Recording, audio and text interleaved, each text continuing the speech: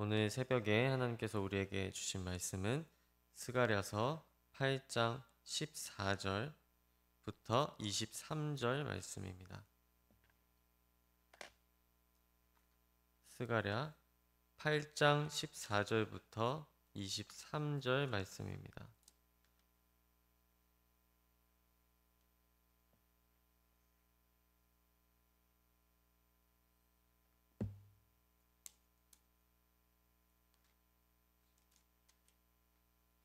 스가랴 8장 14절부터 23절입니다.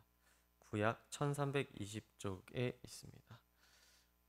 스가랴 8장 14절부터 23절 말씀을 저와 여러분이 번갈아서 교독하시고 마지막 절은 다 함께 읽도록 하겠습니다.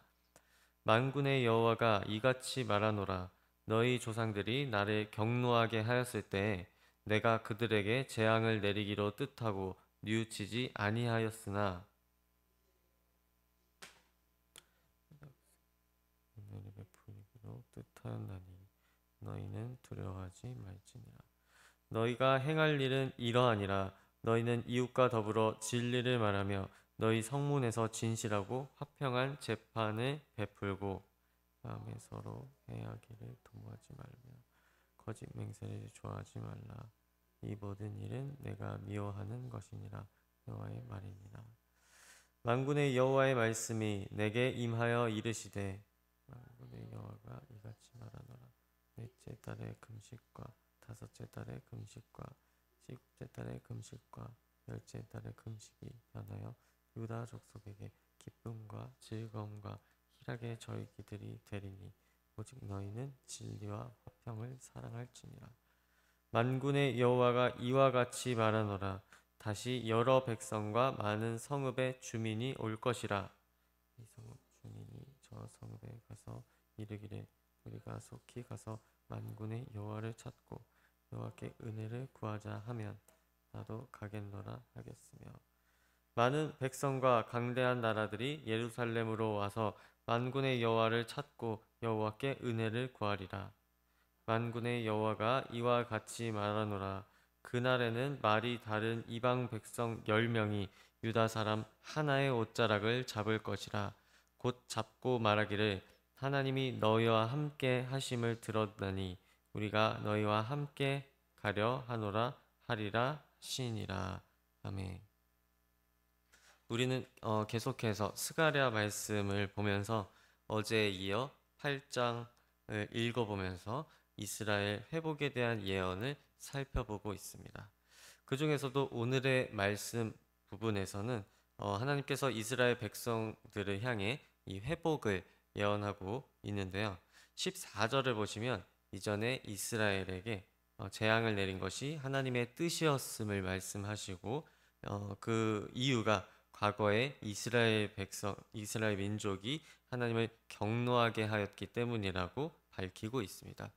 그러나 15절에서는 이제 유다 족속 이스라엘 민족에게 다시 은혜를 베풀기로 하시는데 이는 그동안 충분한 처벌을 받았고 그 형벌을 통하여 남은 이스라엘 민족이 이제는 정결해졌으며 그에 따라 다시 이스라엘 민족에 대한 약속을 이룰 때가 되었음을 암시하고 있습니다. 그렇기 때문에 이제 두려워하지 말라고 덧붙여 이야기하고 있으신 것입니다. 이처럼 15절까지가 유다 백성들에게 하셨던 일들과 앞으로 하실 일들을 이야기하신 것이라면 16절과 17절은 이제 이스라엘 민족이 해야 할 일에 대해서 말씀하고 있는 부분입니다. 그런데 16절과 17절을 살펴보면 그것이 이스라엘 민족에게도 또한 우리들에게도 별로 새롭지 않은 내용인 것을 알 수가 있습니다. 우리 다 같이 어떤 내용인지 16절과 17절을 함께 읽어보면서 살펴보도록 하겠습니다. 시작. 너희가 행할 일은 이러하니라. 너희는 이웃과 더불어 진리를 말하며 너희 성문에서 진실하고 화평한 재판을 베풀고 마음에 서로 행하기를 도모하지 말며 맹세를 좋아하지 말라. 이 모든 일은 내가 미워하는 것이니라. 여호와의 말이니라. 아멘. 백성들이 해야 할 일은 이 말씀에서 나온 것과 같이 크게 네 가지로 볼 수 있습니다. 두 가지는 무언가를 하라는 명령이고 다른 두 가지는 무언가를 하지 마라 하는 그런 명령입니다. 이 첫 번째 해야 할 일은 이웃으로 더불어 진실을 말하라는 것입니다. 진리를 말하라고 되어 있는데요. 속뜻이 진실을 말하라. 이렇게 볼 수 있습니다. 스가랴가 하나님의 말씀을 들을 당시의 시대적 상황은 포로 시대 후반입니다. 이 당시 사회는 이제 고향으로 막 돌아온 이스라엘 백성들이 이제 얼마 되지 않았기 때문에 모든 사회 기반 시설이나 이 제도 등이 정비가 되어 있지 않은 사실상 좀 무정부 상태와 다름이 없던 그런 상황이라고 볼 수 있습니다. 그런 상황 가운데 던져진다면 아무도 믿을 수 없고 또한 아무도 진실을 이야기하지 않을 것입니다. 모두가 속고 속이는 그런 사회인 것입니다. 이런 사회는 결코 건강해질 수 없고 앞으로 발전할 수도 없는 사회라고 볼 수 있죠. 사회에서 진실이라는 가치가 살아날 때 그 사회는 구성원들 간의 신뢰가 생기고 약속이 만들어지며 또 법치가 되고 그 사회의 발전이 시작될 수 있다고 볼 수 있을 것입니다. 그래서 두 번째로 백성들이 해야 할 일이 바로 성문에서 진실하고 화평한 재판을 베푸는 것입니다. 그 시대 이스라엘에서는 성문에서 재판을 많이 했다고 하죠.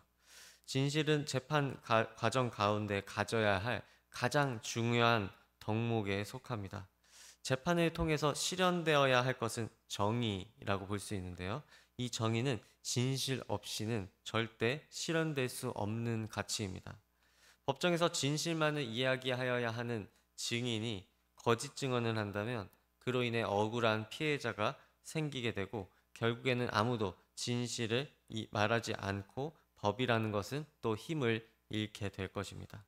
이어서 17절을 살펴보면 또 무언가를 하지 마라 이런 명령을 좀 볼 수가 있는데요. 그중 첫 번째는 심중에 서로 해하기를 도모하지 말라입니다. 악한 행동은 악한 마음에서부터 시작되기 때문에 이런 명령을 하고 있으신 것이죠. 이 진실하지 못하고 위증하는 것, 거짓 증언을 하는 것 또한 이 심중에 서로 해하기를 도모하는 그런 마음들 때문에 생기는 일들입니다. 이어서 또 두 번째 명령은 거짓 맹세를 좋아하지 말라입니다. 이 모든 명령들을 또 살펴보면 일관적으로 거짓을 행하지 말고 진실하게 행하라 그러한 의미를 담고 있다는 것을 알 수 있죠. 이 말씀은 아주 오래전 하나님께서 이스라엘 백성들에게 말씀을 하신 것이기는 하지만 곧 우리 사회에 이야기하는 그런 것으로도 볼 수 있습니다. 오늘날 우리에게도 의미가 있는 것이죠. 많은 범죄자들이 범죄를 저지르고 거짓 증언을 할 때가 많습니다. 처벌을 피하기 위해서 그렇게 하는 것이죠. 탄원서를 제출할 때도 있습니다. 거기에는 반성문처럼 자신이 이러이러한 일을 해서 피해자에게 이러한 피해를 끼쳤다, 잘못했다, 다시는 그러지 않겠다, 선처를 베풀어 달라 이런 식의 탄원서를 제출하기도 합니다. 그렇지만 이 밖에서 그 상황을 보고 있는 우리들은 그에 대해서 판단해 볼 수 있습니다. 그것이 과연 진실된 그 사람의 마음이라고 볼 수가 있을까요? 그렇게 보는 사람들은 거의 없을 것입니다. 그저 형량을 줄이기 위한 또는 이 형량을 받지 않기 위한 어떠한 그런 노력으로 보일 뿐이죠. 그리고 그 거짓 증언은 이 법의 허점을 파고들어 때때로 이 탄원서 같은 것들도 때때로 효과를 거두지 못할 때도 있지만 범죄자들이 처벌을 피하거나 가볍게 받게 되는 그러한 상황으로 전개되기도 합니다. 이런 상황이 정의로운 상황이라고 할 수 있을까요? 그렇다고 볼 수는 없을 것입니다. 또한 권력을 가진 사람들이 거짓 증언을 하고 그것이 받아들여질 때 법은 일관성을 잃게 되죠. 오늘날 우리 사회에서 종종 어쩌면 자주 볼 수 있는 그런 일들이기도 합니다. 법은 모든 이들에게 일관적으로 평등하게 작동해야 합니다. 그런데 누군가가 법의 허점을 이용해 거짓 증언을 하거나 권력자가 거짓 증언을 하여 진실을 훼손할 때 법은 기능을 잃게 되고, 그 모습을 지켜본 사회 구성원들 또한 서로를 신뢰하지 않고 거짓말하면 되는구나, 이렇게 생각하게 돼서 모두 거짓 증언을 하게 되는 그러한 상황까지 갈 수가 있을 것입니다. 그렇게 되면 우리는 화평을 잃게 되어 괴로운 상황 가운데 놓이게 된 이스라엘 민족들처럼 되어버릴 수 있습니다. 심판받을 만한 민족이 되어버릴 수 있다는 것입니다. 그래서 우리들은 사실 진실을 추구해야 합니다. 그리고 진실되게 행동해야 합니다. 그것이 하나님의 공의를 실천하고 결국에는 하나님 나라를 더욱 견고하게 세워나갈 수 있게 되는 방법이 될 줄로 믿습니다. 이어서 18절부터 23절까지는 회복에 대한 예언이 이어집니다. 우리 다 함께 19절을 읽어보면서 회복이 어떻게 진행되는지 살펴보도록 하겠습니다. 18절, 19절을 읽어보도록 하겠습니다. 시작. 만군의 여호와가 이같이 말하노라. 넷째 달의 금식과 다섯째 달의 금식과 일곱째 달의 금식과 열째 달의 금식이 변하여 유다 족속에게 기쁨과 즐거움과 희락의 절기들이 되리니 오직 너희는 진리와 화평을 사랑할지니라. 아멘. 말씀에서는 넷째 달과 다섯째 달 그리고 일곱째 달과 열째 달에 유다 민족들이 금식했었는데 이것이 이제는 기쁨과 희락의 절기로 바뀐다고 이야기하고 있습니다. 이 각 달에 금식하는 절기는 무엇을 뜻하는 것일까요? 이것은 이스라엘 민족들이 고통받았던 때를 기념하여 금식했었던 절기들을 뜻합니다. 4월은 바벨론에게 예루살렘 성이 뚫리기 시작한 때이고, 5월은 예루살렘 성전이 바벨론에게 함락된 시기를 기리는 그러한 절기입니다. 또한 7월은 유다가 멸망하고 유다 총독으로 세워진 그다랴를 이스마엘이 암살한 시기이죠. 참고로 그다랴는 당시에 이스라엘 사람들을 자비롭게 대해주던 총독이었습니다. 먹을 것도 나눠주고 이렇게 자비롭게 대해주었던 좋은 총독이었는데 이스마엘이 그를 암살함에 따라서 이스라엘에 있는 민족들이 더욱더 고통받게 된 것이죠. 포로로 일부는 바벨론으로 갔지만 또 일부는 남아 있어야 했기에 이스라엘에 있는 남아 있는 백성들을 돌봐줄 사람이 바로 그다랴였던 것입니다. 그런데 그런 그다랴를 죽인 이스마엘 때문에 더욱더 이스라엘 사람들이 괴로워진 것이죠. 그래서 이 시기 또한 그것을 슬픈 의미로 기리는 절기였던 것입니다. 또한 10월은 그 바벨론, 이 모든 일들을 초래한 그 바벨론이 예루살렘 성을 공격하기 시작한 때입니다. 시간 순서로 보면 이렇게 좀 다른 시간 순서이지만 어쨌든 그 계열 수로만 말씀드리면 이런 절기들을 지내고 있었습니다. 유다 백성들이 계속해서 포로기 때 지내고 있던 절기들이었죠. 이처럼 이스라엘 사람들에게 이 절기들은 매우 슬픈 날이었다는 것을 알 수 있습니다.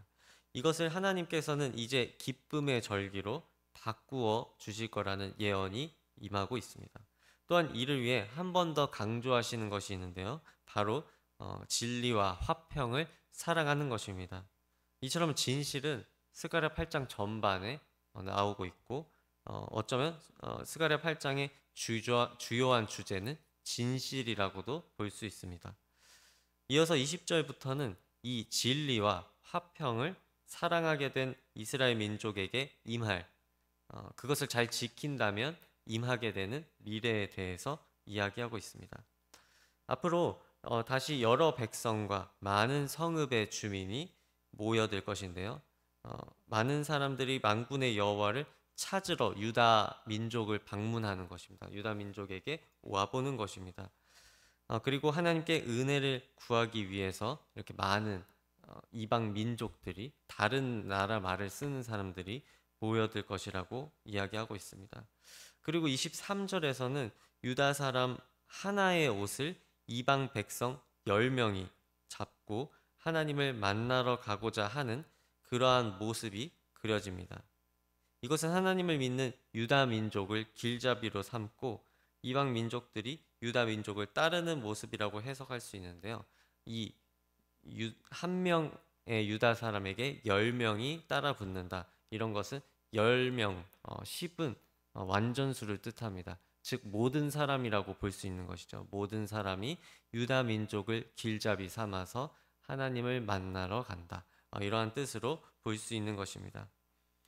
이것은 이 같은 하나님의 뜰 아래 예루살렘으로 모여서 예루살렘 안에서 전 세계인이 하나가 될 것이라는, 하나님의 질서 아래 하나가 될 것이라는 그런 해석을 해볼 수가 있습니다.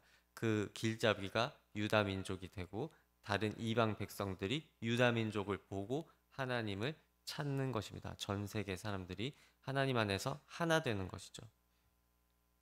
이것은 유다 민족을 찾는 이방 민족에 대한 그런 얘기뿐만 아니라 현재를 살아가는 그리스도인인 우리를 향해 하나님께서 하시는 말씀이기도 합니다. 그리스도인인 우리들이 삶을 살아갈 때, 신앙의 삶을 살아갈 때 세상의 가치관을 따르지 않고 오늘 말씀에서 강조하고 있는 이 진실의 가치를 지켜내고 또한 이를 책임감 있게 실천할 때 하나님은 우리들로 하여금 진정한 화평함, 평안함을 누리게 해주실 줄로 믿습니다. 현재 우리 한국 교회의 상황을 살펴보면 또한 외국에 있는 많은 그리스도인들의 태도들, 행태들을 살펴보면 진실했으면 좋겠지만, 모두가 진실했으면 좋겠지만 진실한 모습들도 많지만 그것들은 가리워지고 거짓된 모습들이 부각되어 나타나는 그러한 시기를 살고 있습니다. 거짓이 부각되어서 사람들에게 보여지는 것도 문제이기는 하지만 그보다 먼저는 우리 그리스도인의 어떠한 책임의식, 신앙이 있는 사람들로서 살아가는 그 태도를 회복해야 한다는 점이 더욱더 우리에게 크게 다가옵니다. 이 말씀에 입각해서 본다면 그러한 점들을 우리가 생각해 볼 수 있게 되는 것이죠. 세상 사람들 또한 이 위증을 하여 법을 어기려고 하고 또 이 법의 허점을 파고들어서 자신의 처벌받는 것을 벗어나려고 하는데 이러한 행위들을 그리스도인들 또한 행하는 것을 볼 수 있습니다. 교회 안에서 금전적인 거래들을 했는데 그것들이 사기 범죄로 번진다든지 이러한 행위들도 좀 살펴볼 수가 있는데요. 그런 일들이 좀 심심찮게 일어납니다. 또한 사기뿐만 아니라 다른 범죄들 또한 이 그리스도인들 사이에서 일어나기도 합니다. 이런 모습들을 사회 구성원들이 보게 된다면 이 하나님께로 길잡이가 되어서 하나님께로 인도해야 될 그리스도인에 대해서 세상 사람들이 어떻게 생각할까요?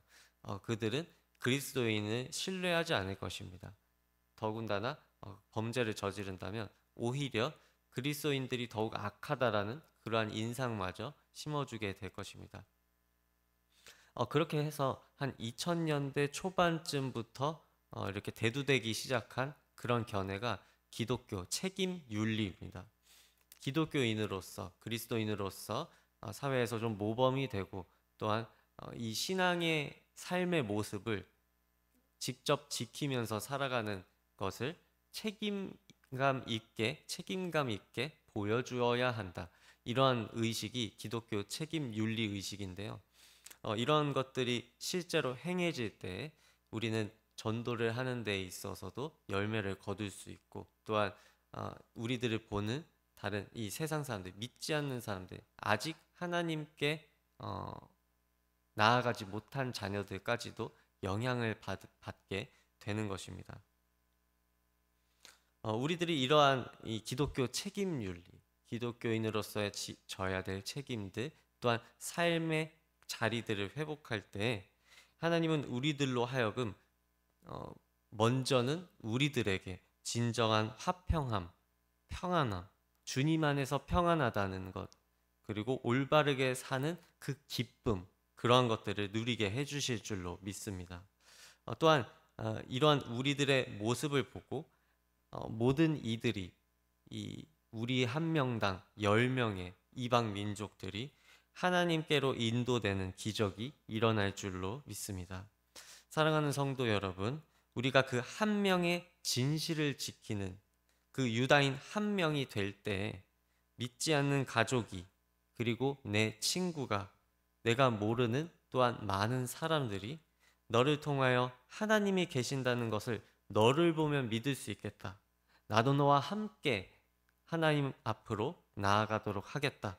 라는 그러한 고백을 들을 수 있는 저와 여러분이 되시기를 주님의 이름으로 소망합니다. 제가 기도하겠습니다. 하나님 아버지, 이러한 오늘날이야말로 하나님의 질서, 사랑의 법, 진실, 이런 것들을 지키기 어려워지는, 또한 누구도 지키려고 하지 않는 그런 사회가 되어나가고 있는 것 같습니다. 하지만 그러한 마음이 들 때 우리가 그 시류에 흘러가지 말고, 시류에 휩쓸리지 않고, 우리가 더욱더 말씀을 의지하여서 이 말씀대로 세상을 살아갈 수 있는, 주님께서 우리에게 명령하신 것, 진실을 사랑하고 악을 행하기를 도모하지 말고 서로 화평한 재판을 할 수 있는 우리들이 될 수 있도록 도와주시옵소서. 또한 그렇게 결단하고 나아갈 때, 그리스도인의 신앙의 자세를 회복할 때, 즉 진실을 추구하는 그 자세를 회복할 때 하나님께서 우리에게 참 화평을 주시고 멍에를 함께 지어주시는 하나님의 놀라운 사랑을 경험하고, 또한 그 사랑이 주변에 퍼져나갈 수 있도록 도와주옵소서. 진실이 우리 사회에 퍼져나갈 수 있도록 도와주옵소서. 또한 그 길잡이가 우리 그리스도인들, 하나님을 믿는 자들을 통해서 번져나갈 수 있도록 길잡이 역할을 우리에게 맡겨 주시옵소서. 그런 것들 책임감 있게 수행해 나갈 때, 기쁨으로 수행해 나갈 때 우리들에게 기쁨, 더욱 큰 은혜를 주시옵고, 우리들을 보고 다른 이방 민족들, 믿지 않는 사람들이 우리를 보고 그리스도인임을 알 수 있는, 또한 그리스도인에게 간접적으로 또 은혜를 받고 하나님 가운데로 함께 나아올 수 있는